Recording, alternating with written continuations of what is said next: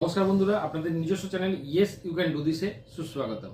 Hindustan copper limited HCL এর তরফ থেকে খুব ভালো একটা বিজ্ঞপ্তি বেরিয়েছে। আমি আমার কম্পিউটার স্ক্রিনে গিয়ে আপনাদের ডিটেলসে বলে দেবো। যদি চ্যানেলে প্রথমে এসে থাকেন চ্যানেলটিকে অবশ্যই সাবস্ক্রাইব করে রাখুন, কারণ এই রকম ভিডিও কিন্তু আমি প্রতিদিন নিয়ে আসি। হিন্দুস্তান কপার লিমিটেড কলকাতায় কিন্তু পোস্টিং হবে আপনাদের। অ্যাডভার্টাইজমেন্ট নাম্বারটা এখানে দিয়ে দিয়েছে। ডেট হচ্ছে 16/5/2026 কিন্তু রিক্রুটমেন্টের নোটিশটা বেরিয়ে গেছে। কিভাবে আপনারা অ্যাপ্লাই করবেন এবং কি কি ডিপার্টমেন্ট আছে আগে দেখে নিই। প্রথমে আসি মাইনিং ডিসিপ্লিনের ক্ষেত্রে আপনাদের টোটাল 12টা সিট আছে। জিওলজি ক্ষেত্রে 5টা, এনভায়রনমেন্টাল ম্যানেজমেন্টের ক্ষেত্রে 3টে, সেফটি অ্যান্ড ফায়ার সার্ভিসেসের ক্ষেত্রে 4টি, কনসেন্ট্রেটারের ক্ষেত্রে 3টে, ইলেকট্রিক্যালের ক্ষেত্রে 9টা, ইনস্ট্রুমেন্টেশনের ক্ষেত্রে 3টে, মেকানিক্যালের ক্ষেত্রে 8টা, সিভিলের ক্ষেত্রে 3টে, সিস্টেমের ক্ষেত্রে 1টা, সিস্টেম মানে কম্পিউটার সায়েন্স অ্যান্ড আইটির জন্য, ওকে। মেডিকেল অ্যান্ড হেলথ সার্ভিসেসের ক্ষেত্রে 3টে, HR এর ক্ষেত্রে 4টে, ফাইন্যান্সে 7টা, কর্পোরেট কমিউনিকেশনের ক্ষেত্রে 1টা, মেটেরিয়ালস অ্যান্ড কন্ট্রাক্টসের ক্ষেত্রে 4টে। মানে টোটাল কিন্তু 70টা সিট আছে বিভিন্ন রকমের গ্রেডে, কখনো E2 গ্রেড, কখনো E3 গ্রেড, কোথাও E4 গ্রেড, ওকে।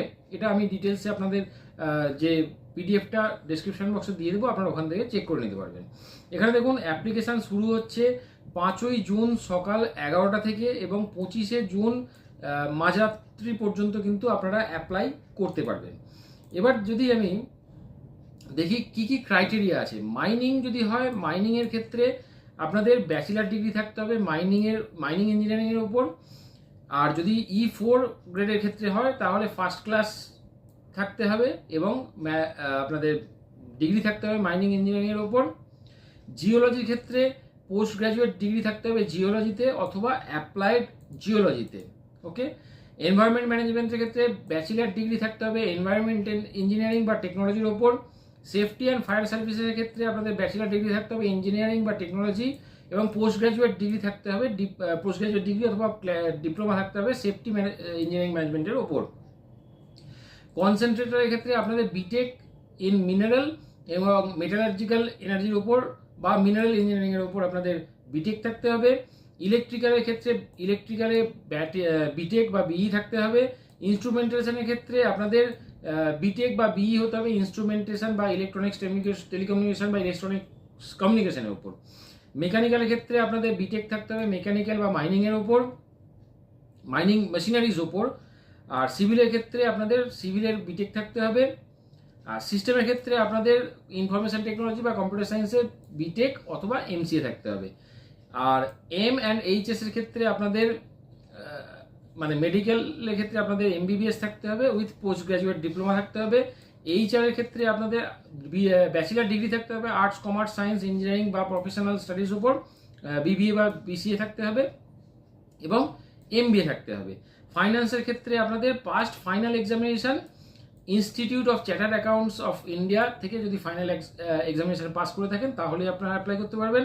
কর্পোরেট কমিউনিকেশনের ক্ষেত্রে আপনাদের ব্যাচেলার ডিগ্রি থাকতে হবে, যে কোনো ব্যাচেলার ডিগ্রি, এবং তার সাথে আপনাদের BBA বা MBA থাকতে হবে।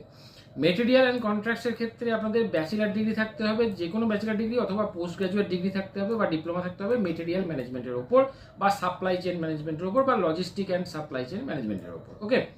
এই হচ্ছে শিক্ষাগত যোগ্যতা যদি থাকে আপনারা অ্যাপ্লাই করে দিতে পারেন। এবার যদি আমি স্যালারির কথা ভাবি তাহলে E4 গ্রেডেতে আপনাদের 70,000 থেকে 2 লাখ টাকা পর্যন্ত স্যালারি হবে। E3তে আপনাদের 60,000 থেকে 1,80,000 টাকা পর্যন্ত এবং E2 গ্রেডে আপনাদের 50,000 থেকে 1,60,000 টাকা পর্যন্ত কিন্তু বেতন হবে। এখানে মান্থলি যে স্যালারিটা সেটা দিয়ে দিয়েছে, আপনারা দেখে নিতে পারেন, ওকে। যদি আমি কিভাবে অ্যাপ্লাই করবেন সেটা দেখি তাহলে অ্যাপ্লিকেশন ফিস হচ্ছে আপনাদের 500 টাকা লাগবে OBC, EWS এবং জেনারেল ক্যান্ডিডেটের জন্য, ওকে। SC, ST, PWD বা ইন্টারনাল ক্যান্ডিডেটের ক্ষেত্রে কিন্তু কোনো রকম ফিস লাগছে না। কিভাবে আপনারা অ্যাপ্লাই করবেন আপনারা এই যে ওয়েবসাইটটা আছে www.hindustancopper.com, এখানে যাবেন, গিয়ে ক্যারিয়ার সেকশনে কিন্তু আপনারা লিঙ্কটা পেয়ে যাবেন, ওখানে গিয়ে অনলাইন অ্যাপ্লাই করবেন। অনলাইন অ্যাপ্লাই করার পর যে অ্যাকনোলেজমেন্ট স্লিপটা হবে সেই স্লিপটাকে আপনারা প্রিন্ট আউট করে বা সেভ করে রেখে দেবেন, ভবিষ্যতে কিন্তু আপনাদের ওটা কাজে লাগতে পারে, ওকে। তো বেশি দেরি করবেন না, যখনই অ্যাপ্লিকেশন স্টার্ট হবে আপনারা অ্যাপ্লাই করতে শুরু করে দেবেন। তো আজকে ভিডিওটা কেমন লাগলো অবশ্যই জানাতে ভুলবেন না। আজকে এই পর্যন্তই।